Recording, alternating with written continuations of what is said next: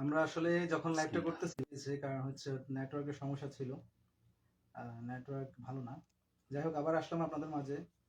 যারা যারা আমাদের লাইভটা দেখতেছেন তারা লাইভটাকে শেয়ার করবেন এবং আপনার ফ্রেন্ড সার্কেলকে দেখার সুযোগ করে দিবেন, এবং আপনি নিজেও আমাদের সাথে থাকবেন এবং আপনার নিজের জায়গা থেকে আপনি নিজেও প্রতিবাদী হবেন, প্রতিবাদ করবেন। প্রত্যেকটা মানুষ তার যে যার জায়গা থেকে প্রতিবাদ করুন, এবং যারা স্টুডেন্ট আছে বাংলাদেশে প্রত্যেকটা মানুষকে আপনারা সহযোগিতা করুন, তাদের ব্যানারের নিচে এসে তাদেরকে আপনারা একত্রতা পোষণ করুন। আপনারা বাংলাদেশের যদি ভালো চান, আমাদের দেশ স্বাধীন দেশ, আমাদের দেশ স্বাধীন দেশ, স্বাধীন রাষ্ট্র ভ্রমত্ব, আমরা যেন এই স্বাধীন রাষ্ট্রকে সুন্দরভাবে গুছিয়ে সুন্দরভাবে সামনে আগাইতে পারি। আমরা সবাই সবাইকে সহযোগিতা করি, সবাই সবার সাথে একত্রবোধ ঘোষণা করি, একত্রতাবোধ ঘোষণা করি। আমরা সবাই যারা আন্দোলন করতেছে, যারা এই সরকারের কাছে যে দাবি কোটা সংস্কার, এই কোটা সংস্কারের দাবিতে যারা আপনারা আন্দোলন করতেছেন, প্রত্যেকটা মানুষ সবাই সবার নিজ নিজ স্থান থেকে সবাই আসেন এবং সবাই এসে সবার মতবাদ প্রকাশ করুন এবং সহযোগিতা করুন। একজন প্রবাসী হিসেবে আপনাদের কাছে এটাই রিকোয়েস্ট, আপনারা সবাই আসুন দলে দলে। আসলে পরিস্থিতি এখন খুব ভয়াবহ, কারণ এই মুহূর্তে যদি দেখছেন এই যে মানে একটা ছেলে কিভাবে তার বিশ্বাস ছিল যে গুলি করবে না, তার বিশ্বাস ছিল যে পুলিশ তাকে গুলি করবে না।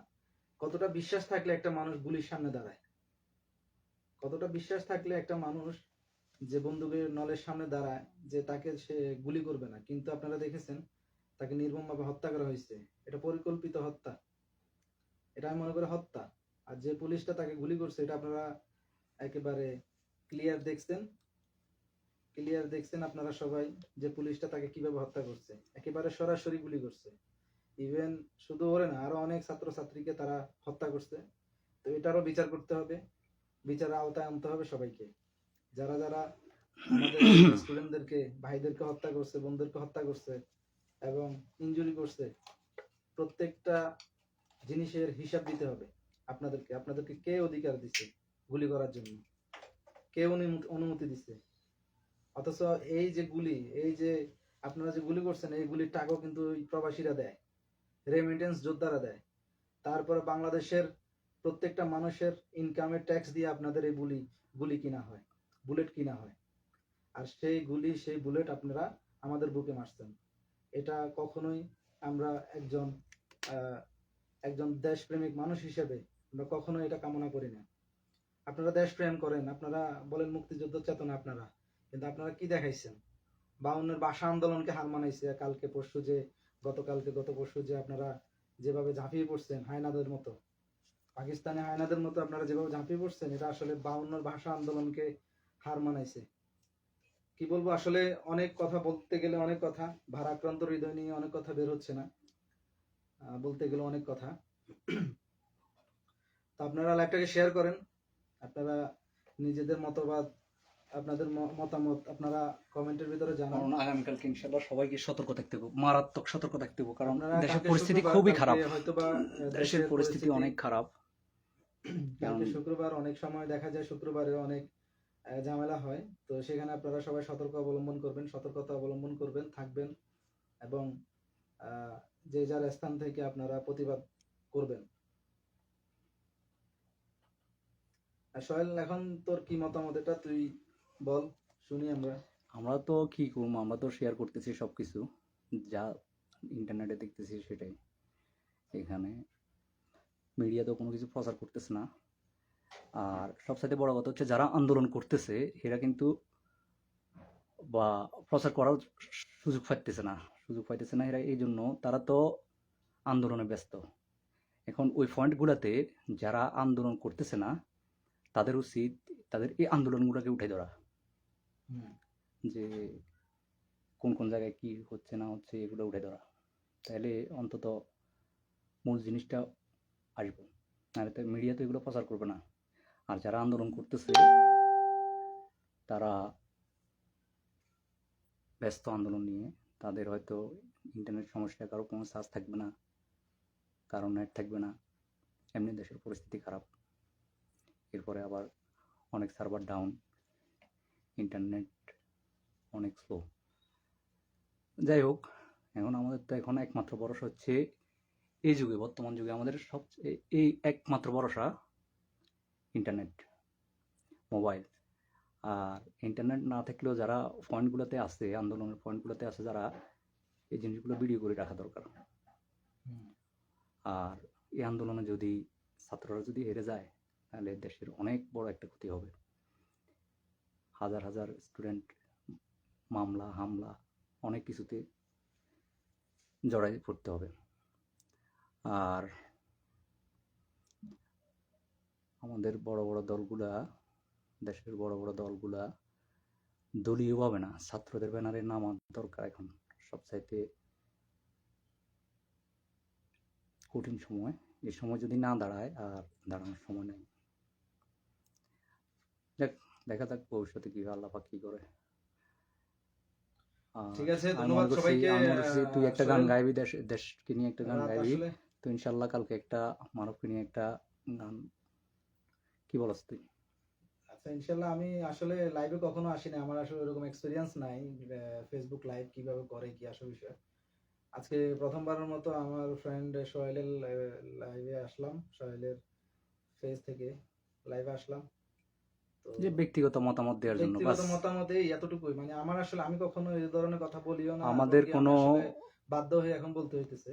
দেশের যে পরিস্থিতি, এটা আসলে না বললে নিজের বিবেকের কাছে নিজে প্রশ্নবিদ্ধ, যে বলতে হবে।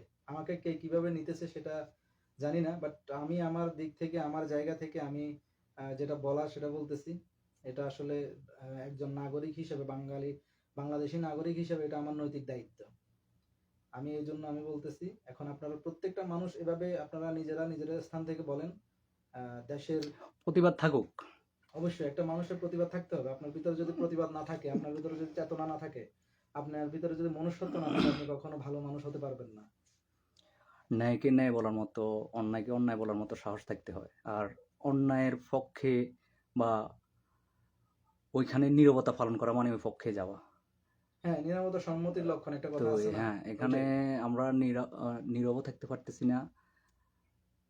হয়তো আমরা এই পক্ষে যাইতে হবে, নাহলে ওই পক্ষে।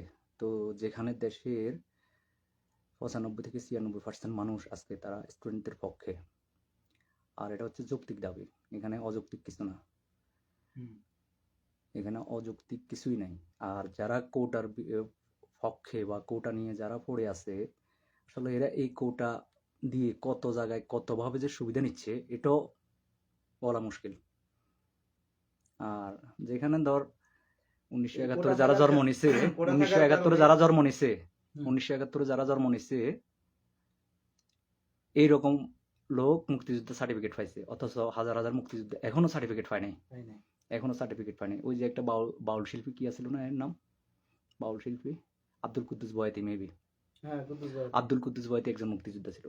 ওনার আজকে একটা দেখলাম যে ওরও সার্টিফিকেট নাই, মুক্তিযোদ্ধার সার্টিফিকেট নাই। হুম, এরকম হাজার হাজার মুক্তিযোদ্ধা আছে যাদের এখনো সার্টিফিকেট মেলে নাই। ইভেন কি দেখ, আজকে 30 লক্ষ শহীদ, এই 30 লক্ষ শহীদের নাম এখনো ঘোষণা করতে পারে নাই মুক্তিযুদ্ধ মন্ত্রণালয়, এখনো পর্যন্ত পারে নাই। কিভাবে হবে? কি সব শ্রদ্ধেরকে হ্যাঁ, জায়গা দিছে। না এখানে কি জন্য, মানে কি জন্য পারতেছে না, কি জন্য পারতেছে না এরাই জানে, একমাত্র আল্লাহ পাক জানে আর এরা জানে। আর দেশের যে সশস্ত্র বাহিনীগুলো আছে, এদের মানবতা এখনো আছে। তারা তো কি করবে, তারাও তো তাদের দায়িত্বের কাছে, তাদের কর্তব্যের কাছে বন্দী। হুম, তো তারা অন্তত পক্ষে কিছু কিছু আমরা দেখতেছি মৌনসম্মতি দিচ্ছে। বিজিবি বা সেনাবাহিনী বা পুলিশ, অনেকগুলো অনেকগুলো ভিডিও দেখছি, অনেক পুলিশ সদস্য দেখছি লাইভে আসি কান্না করতেছে, চোখের পানি ফেলাইতেছে। কি করবো, কিচ্ছু করার নাই। কেউ গুলি করতেছে ঠিক আছে, বাট সবাই কিন্তু সমান না। তো এখানে আজকে যে আন্দোলন চলতেছে, এটা যদি এখানে থেমে যায় বা এখানে যদি কোনো বড় একটা দুর্ঘটনা হয়, শেষ। আর উঠে দাঁড়ানোর মতো কিছু নাই। এমনি তো দেশ লুটিপুটি শেষ, কিছুই নাই। ঋণে ঋণে দেশ জর্জরিত। এখন এই সময় যদি হালটা না ধরে, তরুণেরা সর্বপ্রথম আগাইতে হইব কারা, তরুণেরা, স্টুডেন্ট, প্রবাসে যারা আছে এরা প্রবাসীরা কি করবে? প্রবাসীরা শুধু এইটুকুই করতে পারবে যে তাদের এই জিনিসগুলো প্রচার করতে পারবে, তাদেরকে সমর্থন দিতে পারবে, বাস।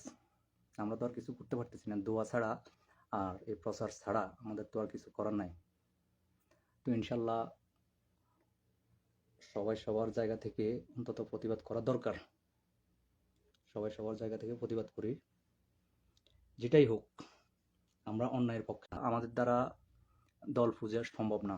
আমরা চাই না, আমরা দলমত নির্বিশেষে হ্যাঁ, বাংলাদেশ দল একটা পূজা সুন্দর বাংলাদেশ কোনোভাবেই চাই। আমাদের দ্বারা সম্ভব না। সত্যের পক্ষে থাকতেই হবে। আপনি আমি না থাকি, আরেকজন দাঁড়াবে ইনশাল্লাহ। আপনি আমি না দাঁড়াইলেও আগামীকালকে আরেকজন দাঁড়াবে। সত্য বাহির হবে ইনশাল্লাহ। ইনশাআল্লাহ। আর জয়ও সত্যের, আজকে না হয় কালকে। বাট আজকে যারা এই জিনিসগুলোর জন্য এই যে এত কিছু করতেছে, তাদেরকে সাপোর্ট দিচ্ছে না, একটা ফেসবুকে একটা পোস্ট দিতে ভয় পাইতেছে, কি না কি করে, হ্যাঁ। তো আসলে এগুলা উচিত না। ইনশাল্লাহ যে যার অবস্থান থেকে প্রতিবাদ করতেই হবে। যে যার অবস্থানে আছে ইনশাল্লাহ সবাই ওই পজিশন থেকে ওই যতটুকু পারি, কিছু না পারলাম বাস আমি তো ফেসবুকে একটা পোস্ট করতে পারো, তাদের সম্মতি এইটুকু তো সম্মতি দেওয়া যায়। এটা দ্বিতীয় এখন অনেকজন ভয় পাইতেছে। আরে ভাই কিচ্ছু করতে পারবে না ওরা। ওরা গুটি কয়েক ছাত্রলীগ, আর ছাত্রলীগের মধ্যে ভালো আছে এখনো অনেক, বেশিরভাগই ভালো। আমরা দেখতেছি বেশিরভাগই ভালো, গুটি কয়েকজন, অল্প কয়েকজন, হাতে গোনা, শতেও হবে না, হাজারে এক দুইজন এরকম। এই এই লোকগুলোর জন্য যদি আমরা যদি বন্দী হয়ে থাকি, জিমখিচি বসে থাকি, কিছু না বলি, প্রতিবাদ না করি, আগামীকালকে আমার উপর তোমার উপর আরো বড় বিপর্যয় আসতেছে। ওই সময় কে বলবে? বলার মতো কেউ থাকবে না। তো আজকে আমরা যদি প্রতিবাদ না করি, আগামীকালকে আমাদের উপর আরো বড়, অনেক বড় বিপদ আসতেছে, অপেক্ষা করতেছে, বলতে হবে। তো আমরা আসলে প্রবাসে যারা আছি এরা তো অনেক দেখতেছি, এগুলা সবকিছু দেখতেছি, আমাদের হয়তো মন খারাপ হইতেছে, খারাপ লাগতেছে, সবকিছু দেখতেছি, বাট কিছুই করার নাই আমাদের। তো যারা দেশে আছে তারা অন্তত ছাত্রদের আন্দোলনে সরাসরি একেবারে কোনো কিছু না দিয়ে তাদের ব্যানারে, ছাত্রদের ব্যানারে, কোনো দল মত দলের ব্যানারে না, কোনো দলীয় ব্যানারে না, ঠিক আছে? আমাদের দেশে কেউ আওয়ামী লীগ করতেছে, কেউ বিএনপি করতেছে, কেউ শিবির করতেছে, কেউ ওই দল করতেছে, কেউ ওই এই দল করতেছে, সবাই ভাই ভাই। তো সবাইকে দাঁড়াইতে হবে আমাদের, সবাই সাপোর্ট দিতে হবে। আর আজকে আমি যে অন্যায়ের পক্ষে থাকবো, এর চাইতে কঠিন অন্যায় আমার সাথে ঘটবে, এটা স্বাভাবিক। এর চাইতে অনেক মারাত্মক বিপদ আমার জন্য আসতেছে, অপেক্ষা করতেছে। সো আমাদেরকে প্রতিবাদ করতে হবে, প্রতিবাদ করা ছাড়া অন্য কোনো অপশন নাই। এবং মারুফেরও আমার ডিউটি আছে, তো অনেক রাত হয়েছে। ইনশাল্লাহ হয়তো ওয়াসে দেখলে আগামীকাল ইনশাল্লাহ আবার দেখা হবে সবার সাথে। আল্লাহ হাফেজ। ধন্যবাদ সবাইকে।